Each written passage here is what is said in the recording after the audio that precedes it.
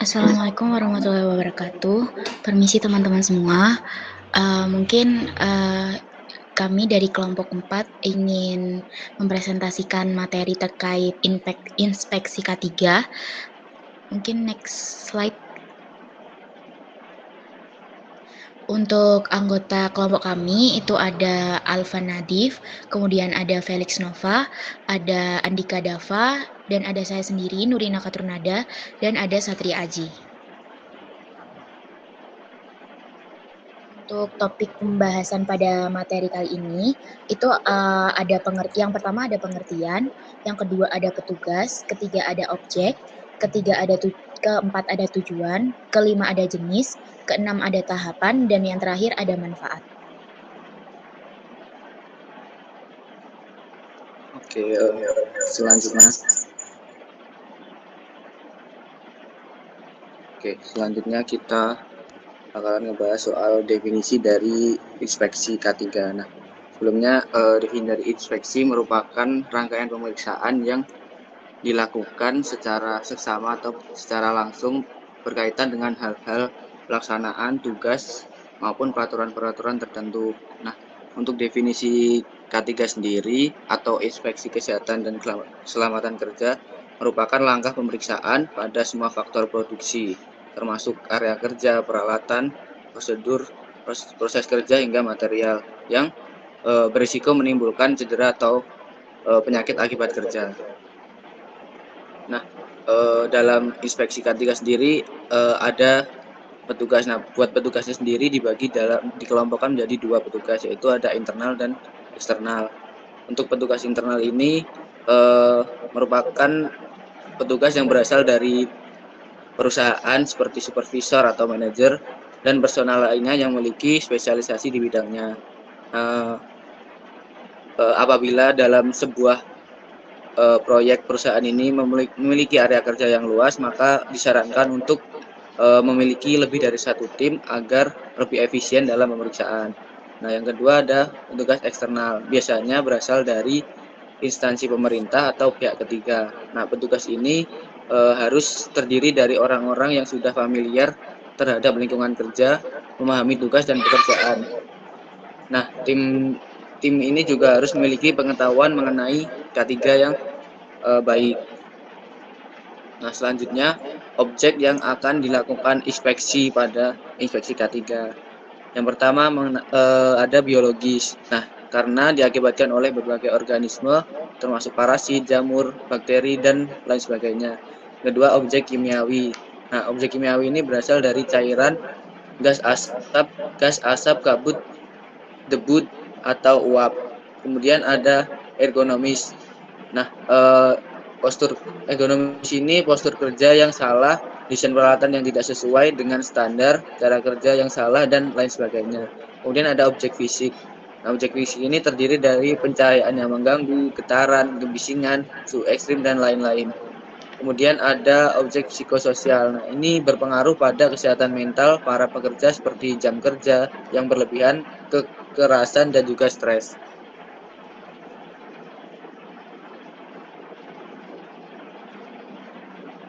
Nah, di sini ada tujuan dari inspeksi K3, yaitu yang pertama memeriksa apakah pelaksanaan program K3 atau standar K3 sudah berjalan efektif atau belum.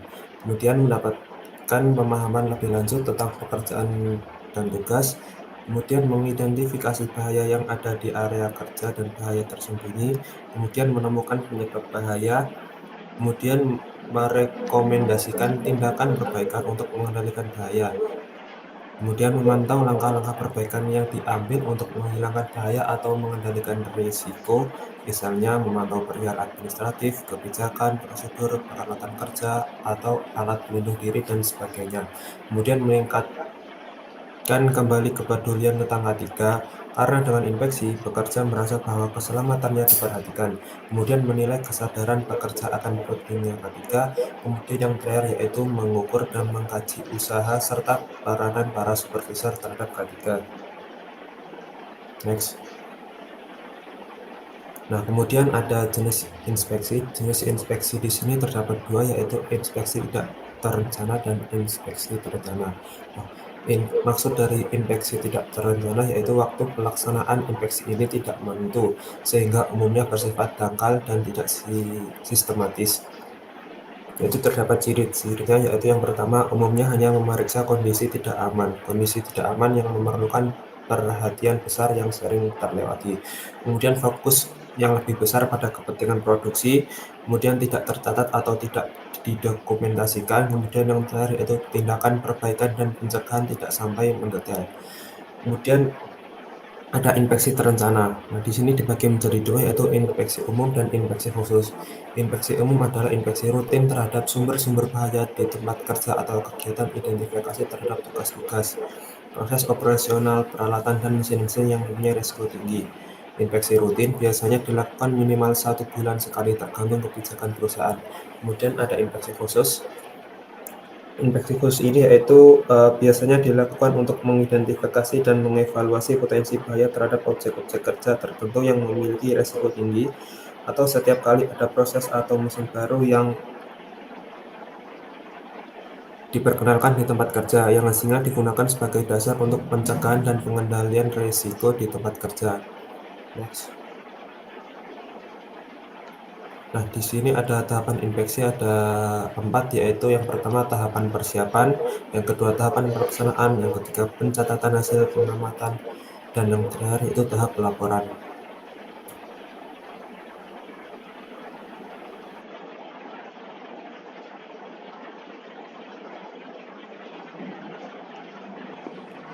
Untuk tahap persiapan, tahap ini merupakan kunci keberhasilan pemeriksaan karena terkait langsung dengan informasi sebelum melakukan inspeksi.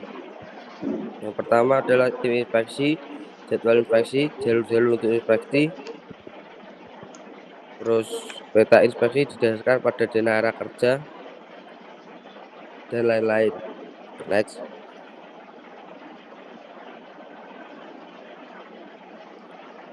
Untuk tahap pelaksanaan, bila semua telah dipersiapkan, selanjutnya dapat melakukan inspeksi K3 melalui langkah-langkah berikut ini.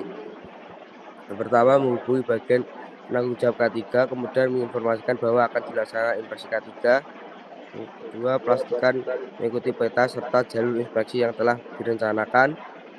Yang ketiga, mengamati secara sistematis rangkaian proses kerja guna memastikan apakah ada atau tidaknya pelanggaran dari peraturan maupun prosedur keselamatan dan kesehatan kerja.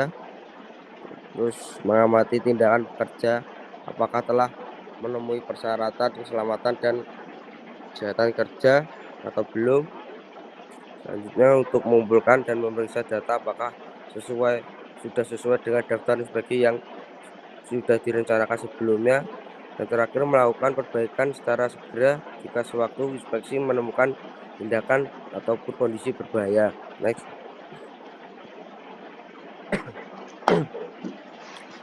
Untuk pencatatan hasil pengamatan, buat catatan ringkas tentang ketidaksesuaian dan kesesuaian peralatan, tindakan, dan kondisi terhadap standar. Kemudian lakukan identifikasi bahaya. Pencatatan hasil pengamatan diperlukan untuk meninjau semua informasi yang dikumpulkan dan memudahkan tim inspeksi untuk membuat klasifikasi bahaya dalam laporan. Terdapat 2 kategori dalam membuat bahaya, yakni yang pertama menentukan perkiraan besarnya konsekuensi yang diakibatkan oleh bahaya apabila terjadi kecelakaan. Yang kedua, perkiraan kemungkinan terjadi kecelakaan yang dapat dipergunakan untuk pengambilan keputusan atau perencanaan tindakan perbaikan dan pencegahan.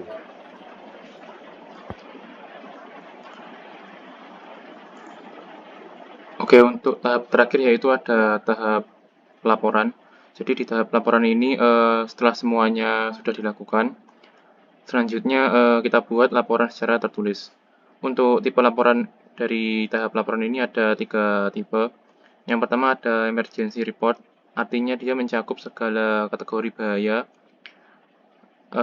katastrofik ataupun kritis, di mana laporan ini dibuat sesegera mungkin sebelum terjadi kecelakaan kerja atau sesaat setelah pelaksanaan inspeksi K3.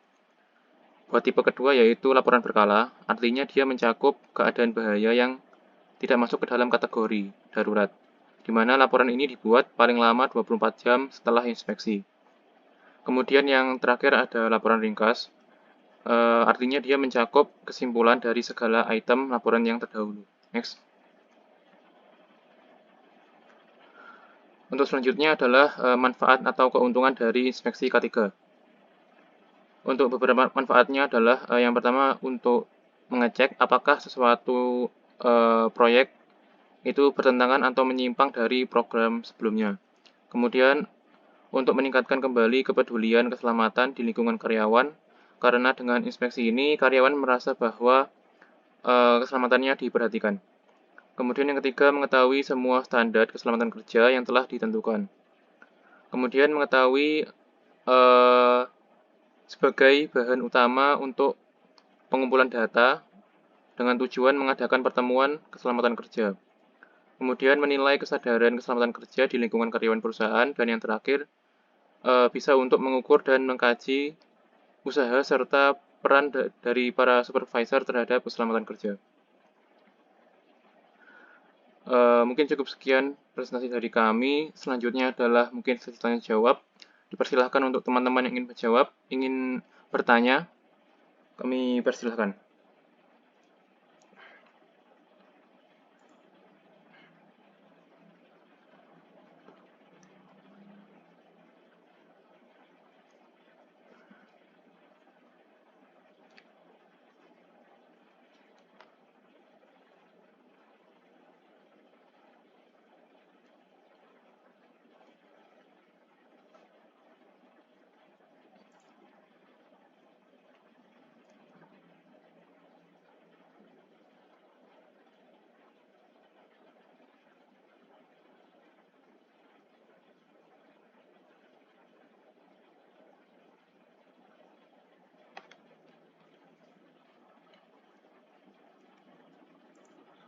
Sekali lagi mungkin dari teman-teman yang ingin bertanya atau menanggapi, kami persilahkan.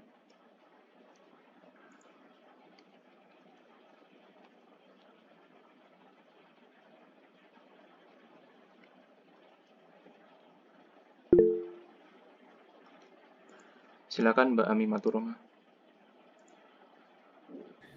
Baik, terima kasih atas kesempatannya. Aku mau nanya, tadi kan di bagian inspeksi terencana kan ada 2 jenis, yaitu inspeksi umum sama inspeksi khusus. Nah, yang bagian inspeksi umum ini kan dilakukan minimal 1 bulan sekali tergantung kebijakan perusahaan kan. Nah, untuk inspeksi khusus ini berapa kali ya dilakukannya di perusahaan? Itu dan tergantung apa gitu. Makasih. Oke, terima kasih atas pertanyaannya. Untuk pertanyaannya kami tampung terlebih dahulu, jadi buat teman-teman yang lain yang mau bertanya, kami persilahkan.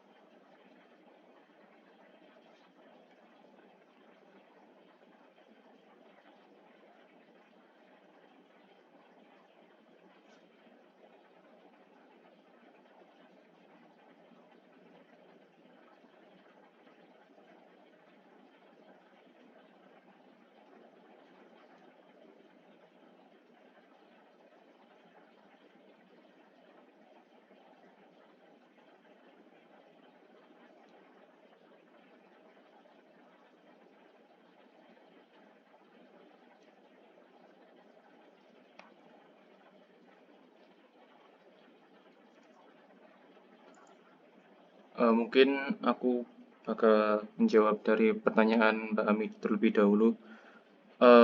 Pertanyaannya tadi, inspeksi khusus dilaksanakan berapa kali dan tergantung apa? Jadi berdasarkan yang kami baca, inspeksi khusus itu dilakukan atau dilaksanakan sesuai dengan kebutuhan dari instansi itu tersendiri. Jadi apabila memang diperlukan inspeksi, misal melihat dari kondisi dan kebijakan dari perusahaan tersebut memerlukan inspeksi, ya maka dilakukan inspeksi. Jadi tergantung sama ketentuan atau prosedur yang dibuat sama si perusahaan tersebut. Mungkin dari teman-teman kelompok ada yang ingin menambahkan? Izin menambahkan juga. Nah, seperti yang tertera pada materi, jadi inspeksi khusus ini biasanya akan dilakukan ketika ada proses pekerjaan baru atau mesin baru yang akan digunakan. Fungsinya apa? Fungsinya untuk pencegahan atau menganalisis resiko-resiko yang ada di tempat kerja ketika memulai proses pekerjaan baru itu, atau ada mesin yang baru, seperti itu. Apa dari Mbak Ami ada tanggapan? Sudah cukup, terima kasih. Oke, apa dari teman-teman lain ada yang ingin bertanya atau menanggapi? Kami persilahkan.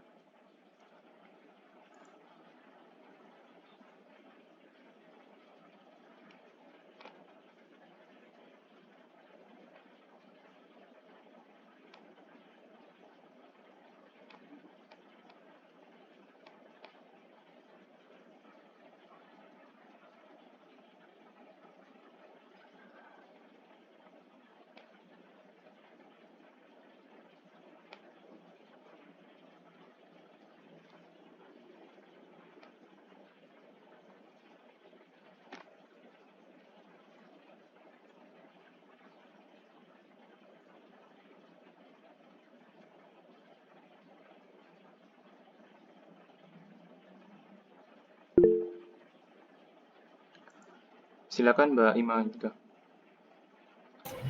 Saya izin bertanya apa suaranya bisa terdengar? Terdengar, Mbak. Mau tanya, di sini kan tadi dari teman-teman udah jelasin buat jenis inspeksi ya. Ini ada inspeksi tidak terencana dan inspeksi terencana. Mungkin saya cuma minta tolong dijelasin contohnya yang sudah ada untuk menggambarkan contoh inspeksi tidak terencana dan inspeksi terencana ini. Terima kasih. Oke, terima kasih atas pertanyaannya. Kami tampung terlebih dahulu.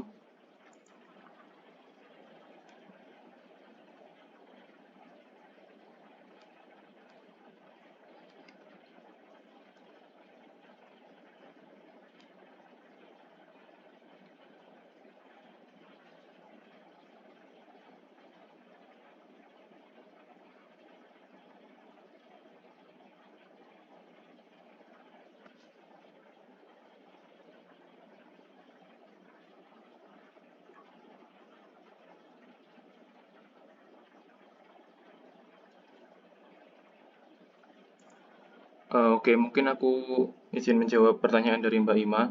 Jadi, contoh dari inspeksi yang terencana itu misalkan di sebuah pabrik. Di sebuah pabrik itu, atau mungkin di sebuah proyek, ada mesin, katakanlah mesin. Nah, mesin itu tiap bulannya dia menghasilkan sebuah produk, atau dengan kata lain dia memproduksi sesuatu itu tiap bulannya. Nah, jadi karena dia tiap bulannya menghasilkan sebuah produk melalui mesin tersebut, dia dari si perusahaan itu membuat prosedur untuk melakukan inspeksi rutin tiap bulan. Kenapa? Karena kalau tidak dilakukan inspeksi, mungkin bisa menyebabkan si mesin tersebut mengalami kerusakan atau lainnya. Nah, kalau contoh dari inspeksi yang tidak terencana itu, misalkan dari si mesin tersebut tiba-tiba itu terjadi kerusakan atau secara mendadak alatnya tidak berfungsi. Nah, kalau terjadi masalah seperti itu, otomatis kita melakukan inspeksi yang tidak terencana. Jadi, inspeksi tidak terencana itu terjadi sewaktu-waktu, tergantung kondisi yang terjadi. Seperti itu. Apakah menjawab mungkin Mbak Ima?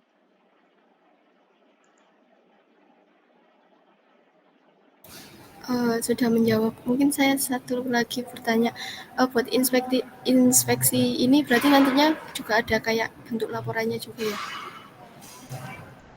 Ya, sesuai yang kita jelaskan tadi, tahap laporan itu di tahap terakhir. Nanti setelah kita melakukan pengamatan itu, yang di akhir nanti ada laporan. Nah, laporannya itu tergantung sama tipenya. Itu ada 3 tipe.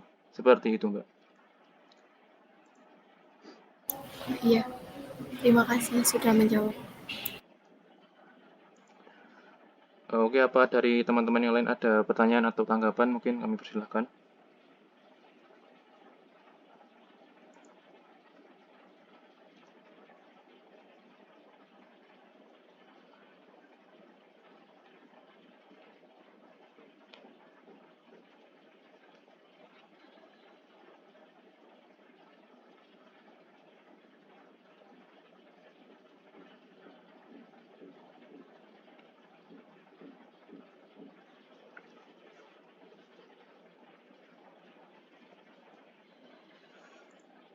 Oke, mungkin jika sudah tidak ada yang bertanya, mungkin presentasi pada kesempatan kali ini kami cukupkan.